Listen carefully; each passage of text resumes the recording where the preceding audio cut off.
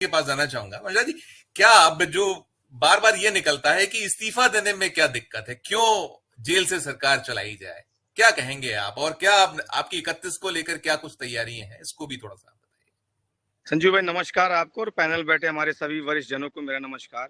इस समय मैं पुलिस के कस्टडी में हूं, चूंकि आज हम लोग का प्रदर्शन था दिल्ली में। और मुझे लगता है कि 1 बजे से हम लोग को यहाँ पे बिठा के रखा गया। हमारे सैकड़ों साथी पीछे बैठे हुए हैं, जी तो जी। अभी तक हम लोग को छोड़ा भी नहीं गया है। देखिए, पूरा खेल जो दिल्ली के अंदर चल रहा है, खास करके आम आदमी पार्टी के साथ, एक 3 बार के चुने हुए मुख्यमंत्री को जेल, शरद रेड्डी को बेल और 55 करोड़ का खेल, ये जी पूरा पूरा मामला है जहां पर भारतीय जनता पार्टी उस पूरे मुद्दे को डाइवर्ट करने पे लगी हुई है। आज जब हम एक सवाल पूछने जा रहे थे प्रधानमंत्री नरेंद्र मोदी जी से कि जो पहला अक्यूज ईडी ने बनाया था, जिसने आपको समय समय पर 60 करोड़ रुपए दिए और उसको आपने बाद में भुनाया भी, उसको कैसे ईडी जाकर कोर्ट में कहती कि महाशय के तो पेट में दर्द हो रहा है इसलिए इनको बेल दी जाए।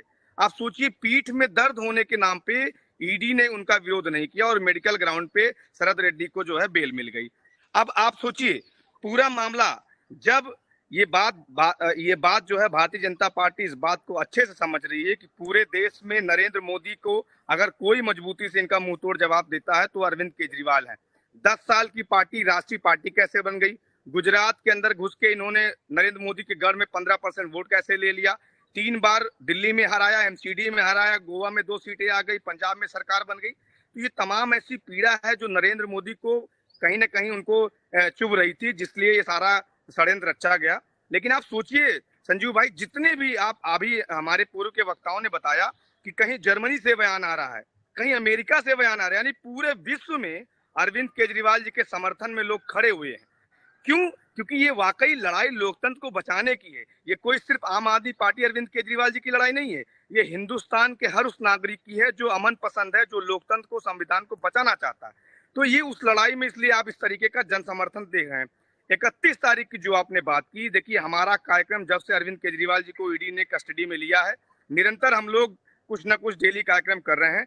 31 तारीख को रामलीला के मैदान में, चूंकि आम आदमी पार्टी का जन्म भी रामलीला के मैदान से हुआ था, इसलिए 31 तारीख को बहुत बड़े स्तर पे कई लाखों की संख्या में इंडिया अलायंस की एक महारैली होने जा रही है।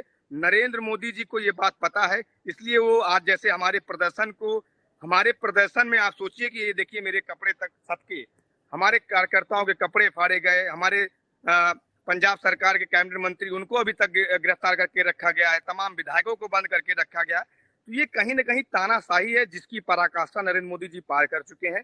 31 तारीख वो दिन नहीं, होगा संजीव भाई। वो तो ही कह रहे हैं, आप 144 का वायलेशन कर रहे हैं, उनकी तरफ से तो यही निकल के आ रहा है ना संजीव भाई बात। कैसे संजीव भाई कैसे कोई चुप बैठेगा? मैं कह रहा हूँ 144 का उल्लंघन तब नहीं होता जब हमारे पार्टी के दफ्तर को आप सीज कर देते हैं, जब 3 बार के चुने हुए मुख्यमंत्री को आचार संहिता लगी हुई है उसके बावजूद आप गिरफ्तार कर लेते हैं। वो एक राष्ट्रीय पार्टी के राष्ट्रीय अध्यक्ष है, उनको देश भर के कोने कोने में जाके अपने प्रत्याशियों के लिए जनसभाएं करनी है।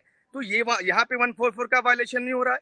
नरेंद्र मोदी इस देश को लूटते रहे और हम 144 के जो है बहाना करके अपने घर पे हाथ धर के बैठे रहे। आज मैं सलाम करता हूँ आपके चैनल पे इस जो डिबेट में तमाम हमारे वरिष्ठ जनों ने जो बात रखी, यही जरूरत है, यही लोकतंत्र को बचा सकता है। अन्यथा नरेंद्र मोदी अगर 2024 में फिर से सत्ता में आ गए तो जाहिर सी बात है इस देश के अंदर ना तो कोई चुनाव होगा, क्योंकि इनका नारा है वन नेशन और तमाम चीजें करते हैं, तो इसलिए वन नेशन वन पार्टी बना देंगे।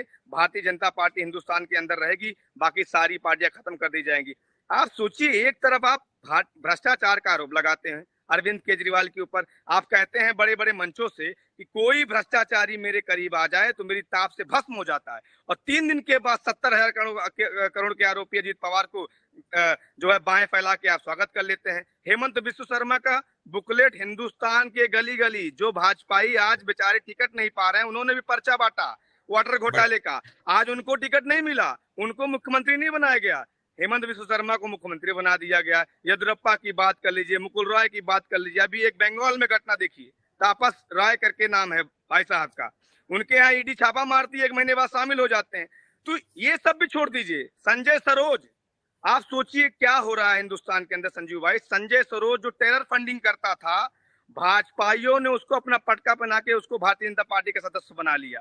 तो ये न देश के हैं, न किसी धर्म के हैं, न ना मानवता के हैं। ये सिर्फ और सिर्फ जो है मलाई खाने वाले लोग हैं। इस देश को बेच के ये चाहते हैं जैसे भी तैसे करके अपने मित्रों को फायदा पहुंचाएं, और जो भी इनके खिलाफ आवाज उठाएगा उसको इस तरीके की यातना झेलनी पड़ेगी। अरविंद केजरीवाल जी को सजा दे रहे हैं क्योंकि उन्होंने हर मंच से इंडिया अलायंस को मजबूती से उठाया। अरविंद केजरीवाल जी को सजा इस बात की मिल रही कि कैसे राहुल गांधी के सस्पेंशन पे उन्होंने विधानसभा के अंदर मजबूती से बोला, कैसे उन्होंने चौथी पास राजा की कहानी सुनाई। तो ये तमाम ऐसी चीजें हैं जिससे पीड़ा है। लेकिन देखिए अल्टीमेटली संजीव भाई, बस 30 सेकंड और, कि ये देश की जनता तय करती है कौन व्यक्ति अर्श पे होगा और कौन फर्श पे होगा। नरेंद्र मोदी को जनता ने 10 साल में अर्श पे पहुंचाया, यही जनता 2024 के चुनाव में इनको फर्श पे पहुंचाने का